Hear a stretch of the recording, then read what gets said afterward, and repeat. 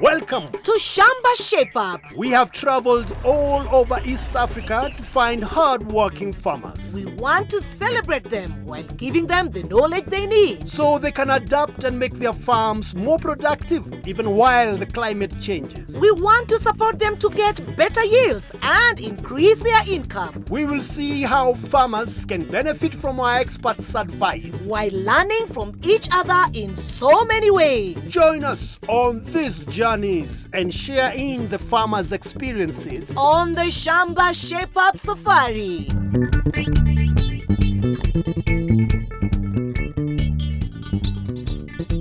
Shamba Shape Up has been to many parts of the region. Kenya, Uganda. Welcome! Shamba Shape Up Uganda! And Zambia. Welcome to Munda Makeover. In our visits to many farmers, we have seen how climate change affects farmers. There is increased pests and diseases, excess rainfall, or lack of rain. And this has affected the harvests we are getting from our farms. And so farmers now have to look for ways to adapt to these challenges. How do they do this?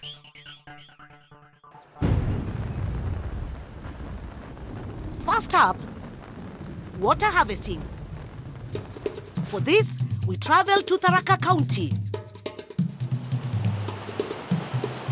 Welcome to Shamba Shape Up. Today we are at the banks of River Thanato. It seems like we are in an area with plenty of water. But the Shamba we are visiting is in a quite dry area. We want to see if we can get this water from here and straight to the Shamba. And the solution might not just be what you think. We are going to capture this water before it gets here. Aha! And for this and much, much more, join us on Shamba Shape Up. Today we are in Tharaka Nithi. And we are visiting Alfred and Philippine Mwadhi. Their father, Patrick Kiria. And their three children, Lea Mokami, Elosi Kaguni, and Fortune Kinya. The farm covers 2 3/4 acres. Agroforestry is a serious business, as are green grams, maize, pigeon peas, bananas, and down underneath, pumpkin. Hey, Alfred. Philippine. Yes. How are you? I'm fine. Hey, it is so hot. Is it normally this hot? No, it is because we are waiting for rain. Ah, it is okay. almost rain. So what challenges are you facing? Facing shortage of water. Water. Philippine, tell me more about this water problem. The rain comes, they fall down, and we don't have enough tank to fetch water. Where do you store your water? In that tank. In that small tank? Yes. Ah, so there's no other place that you store it? No. Uh-huh. And when there's no rain, where do you get your water We from? go to fetch water to the river. From the river? Yes. So that is the river. water that you're using for cooking, for drinking, and for even watering your crops? For cattle. Alfred and Philippine's daughters spend so much time collecting water from the river for domestic use. This surely takes them away from their studies. Well, Shamba Shape Up have a solution. We are going to bring the river to the Shamba. Rivers are fed by the rains, so we are going to trap the rainwater even before it gets to the river. Pretty smart, don't you think? We'll need some gutters to capture the water from the roof. And a tank to store it all in. And with this, the makeover begins.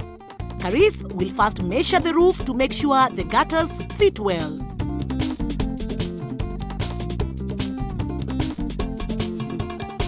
Then he will set up the tank where the water will be stored safely. Apart from the water tanks, rainwater can also be directed into a water pan like this one. This is a hole or pond dug into the ground which collects and stores surface runoff water from your land or nearby roads.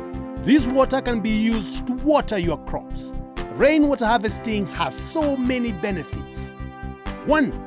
It reduces flooding and erosion by controlling water runoff. 2.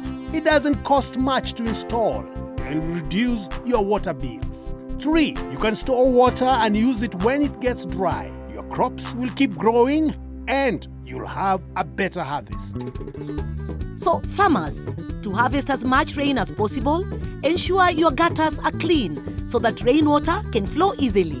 If you have dug a water hole or a water pan, check frequently to repair any damages. Remove all the soil collected at the bottom for it to collect more water.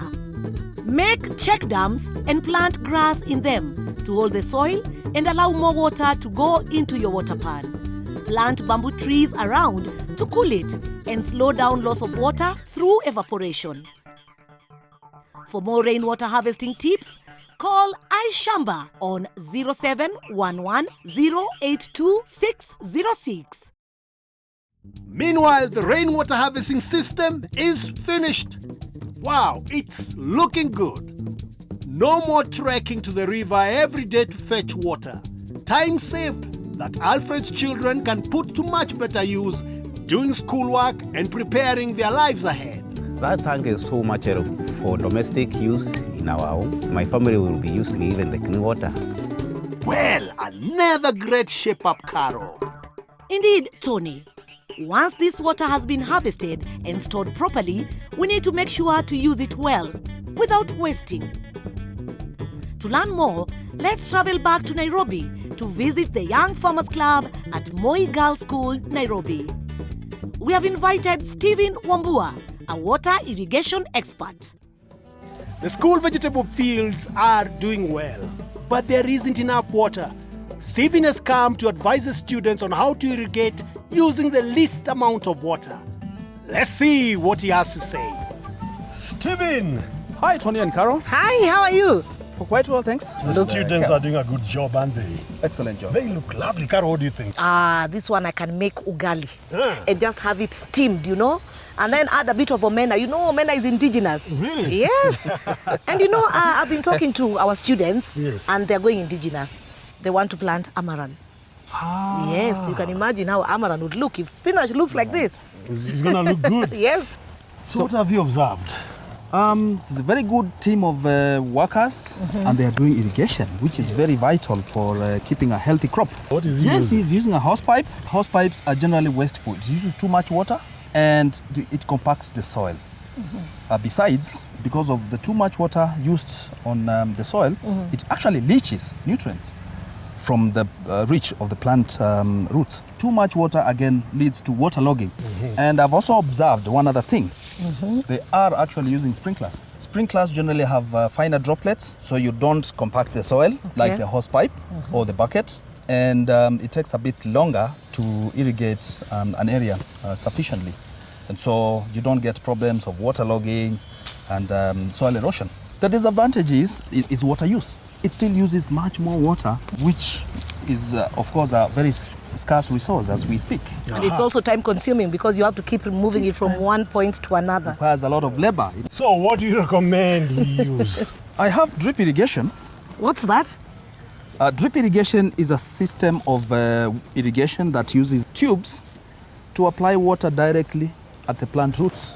For amaranth, this is ideal spacing, 20 centimeter. It can be closer or it can be slightly wider, but 20 centimeter is recommended for crops like amaranth and other leafy vegetables. Okay. So the drip irrigation is following the good agricultural practice. Exactly, because it is water. Spacing. It is water saving. It is saving us water, which is very, very vital for the student population.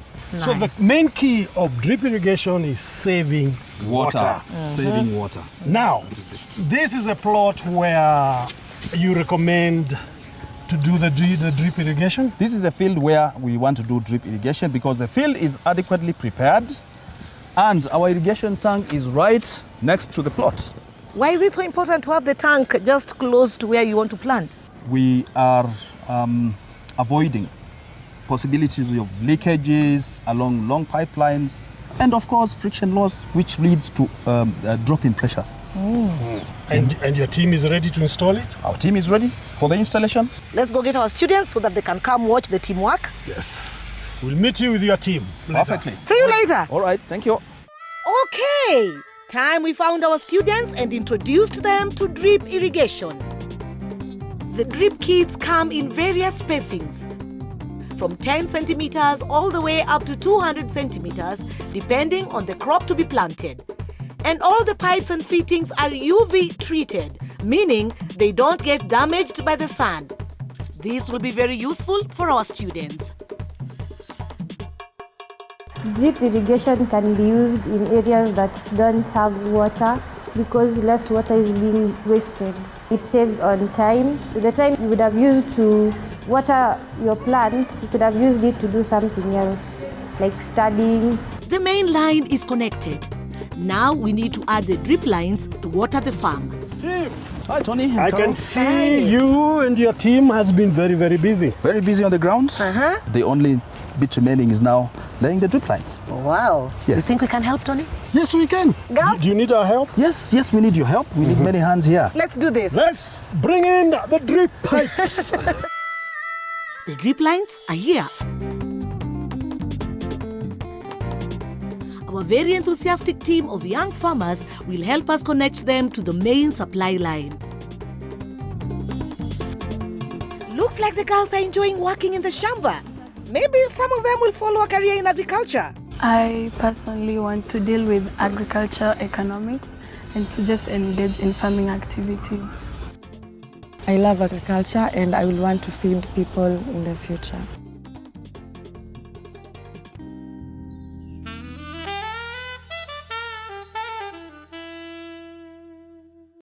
Welcome to the Shamba Shape Up weather and farming news for Kenya. In the coming week, we expect low rainfall across Kenya. The north, upper and lower eastern counties will see very low rainfall across the week. Marsabit, Isiolo, Mandera, Wajir and Garissa will get below 5 millimeters of rain. Meru and Tharaka will have moderate rain reaching 50 millimeters, and finally Kitui, Makueni and Kajiado will get very little rainfall of up to 15 millimeters. Coastal counties will get low rainfall reaching 15 millimeters in the week. This includes Lamu, Kilifi, Mombasa and Kwale. However, Tana River and Taita Taveta will see very low rainfall of less than 5 millimeters across the week. Central Kenya will get moderate rainfall reaching 50 millimeters across the week. This covers the counties of Laikipia, Nyandarua, Nyeri, Kirinyaga, Murang'a, Embu, as well as Nairobi and Kiambu. The North, Central and South Rift Valley will get moderate amounts of rainfall of up to 50 millimeters across the week. This spans across West Pokot, Baringo, Trans Nzoia, Nandi, Kericho, Nakuru to Narok. Turkana will receive as little rainfall as less than 5 millimeters in the week. The Western and Nyanza regions will have moderate rainfall reaching 50 millimeters in the week. This covers Bungoma, Busia, Kakamega, Vihiga, Nyamira and Kisii. Kisumu, Siaya, Migori and Homa Bay will receive up to 25 millimeters of total rainfall. Farmer, mulch your crops to conserve moisture in the soil and ensure that they continue to grow even after the rains stop. Clear the bush that has grown during the rainy season in your livestock grazing fields. This will give room for grass to grow well and destroy breeding grounds for external parasites like worms and ticks. For a detailed weather forecast for your area and more tips, get in touch with Shamba. Call 0711 082 606. See you next week on the Shamba Shape Up Farming News for Kenya.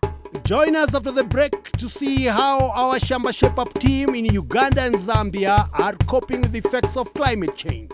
See you after the break.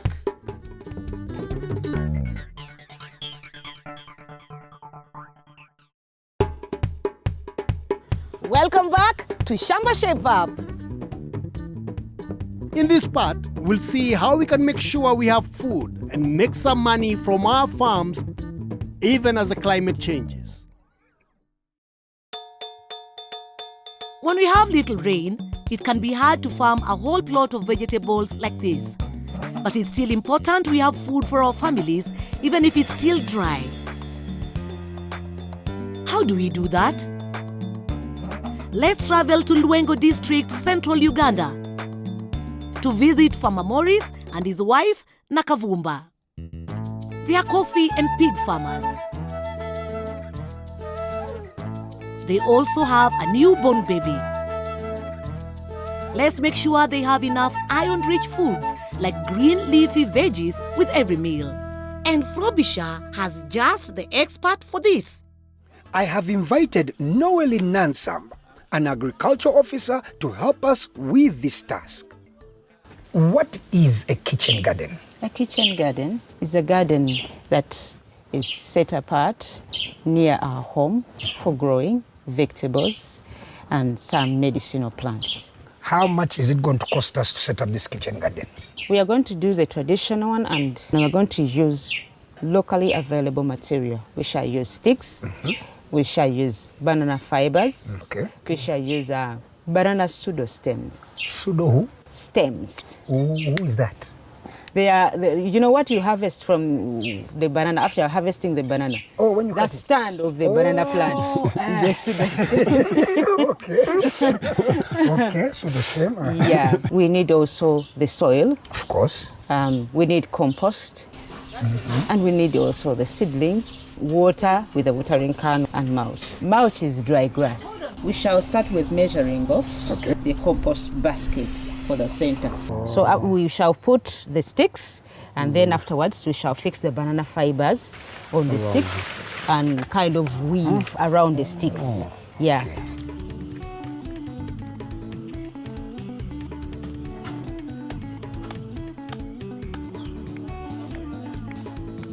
We are now going to use the banana fibers. They are going to act as the strings so that we knit these poles together so that the stresses reduce. Yeah. Okay. Step number 4, I'll need a stick of about 3 feet, and we are going to measure 3 feet from this compost basket all around to make the bigger circle where we shall be planting our seedlings. Having marked, we are going to put the pseudo stems along the circle as much as we can. So that means that if they are too long, we shall have to cut them into a length that can just fit in a circle.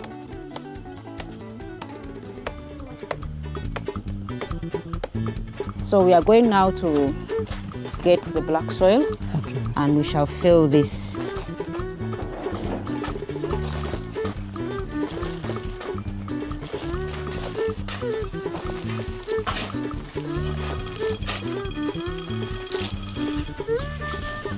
Appropriately.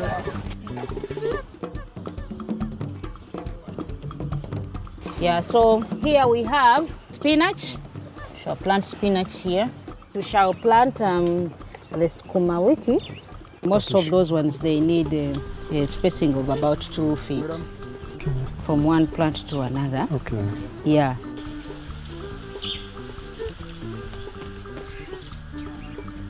So we are left with one thing, to mulch this whole garden, covering the soil, and then we shall water.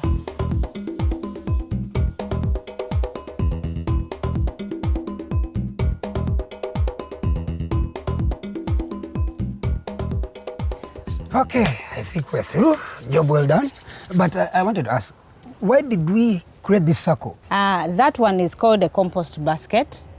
So we are going to put things which can decompose easily, and anything you can get from the kitchen which can decompose very fast. And then you have to keep watering here, because if you don't water, the nutrients will not move from that place to this way. Let's recap. First, make the compost basket by weaving the banana fibers around sticks. Once done, measure 3 feet away from the compost basket and draw a circle to mark your boundary. This is where you place and stack the banana stems. Next, fill the space with your soil and compost mix. Once it's full, you can plant your vegetables.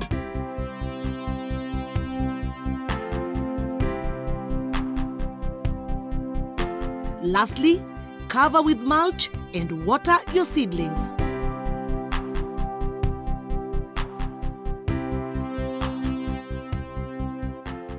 That's it. Your kitchen garden is done.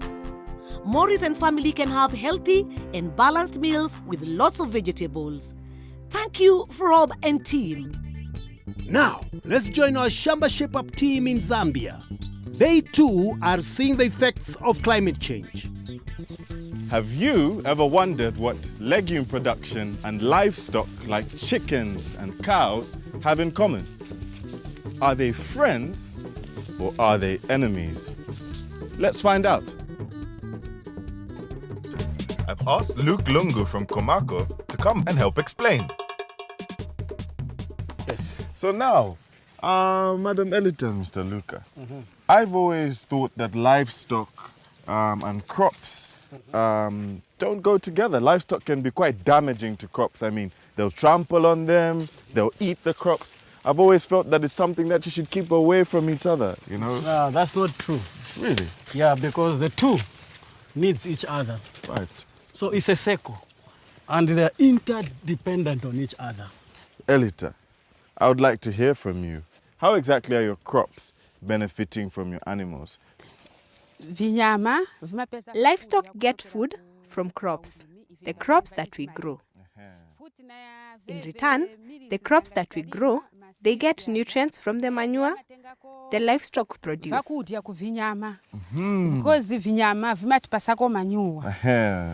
Fantastic. I mean, I've been talking about animals producing manure, but I don't think the animals can produce manure if they haven't eaten. From the groundnuts that actually Edita is growing, we can use that as raw materials to make chicken feed. Let's go. And we'll show you. Absolutely. And I know you will not even resist the temptation to go and do as well. Okay. Finally, we are here, Cozy.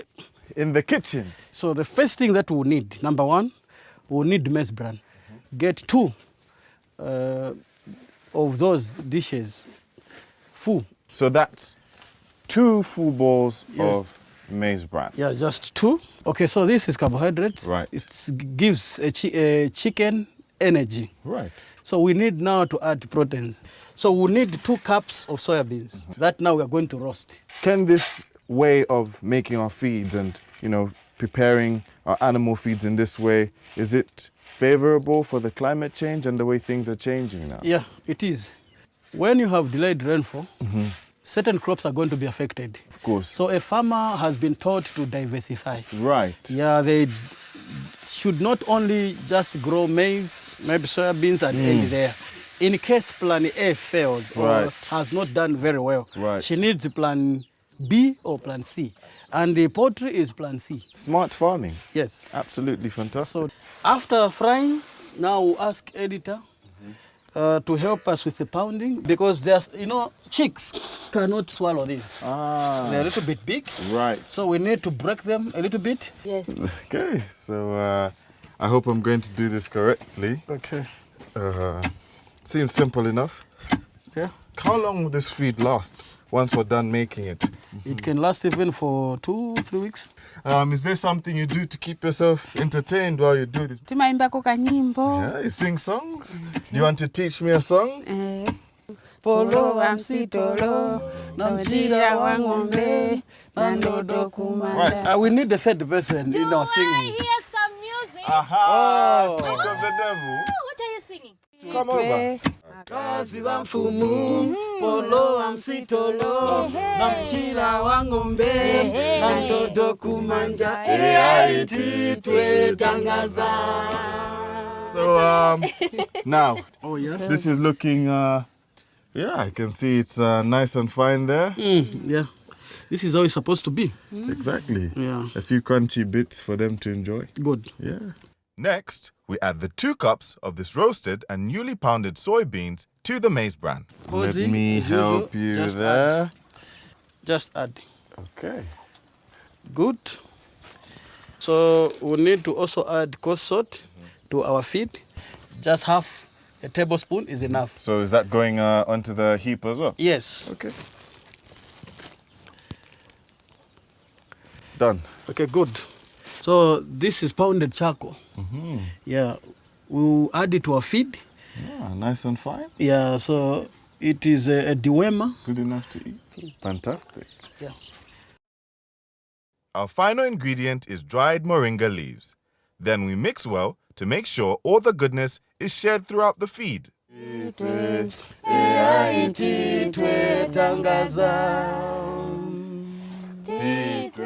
Integrating cows and chickens is just one way of climate-smart farming.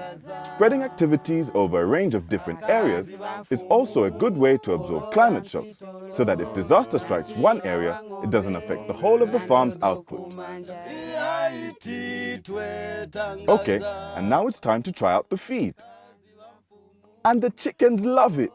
Chickens giving manure to the plants, and the plants in turn feeding the chickens. Climate smart farming. So, farmers adapting to the effects of climate change will help our families and community to have enough food, to make sure our families are healthy, and earn us an income for better quality of life. Join us next week as we visit more Shambas. Right here on Shamba Shape Up. Goodbye. Goodbye.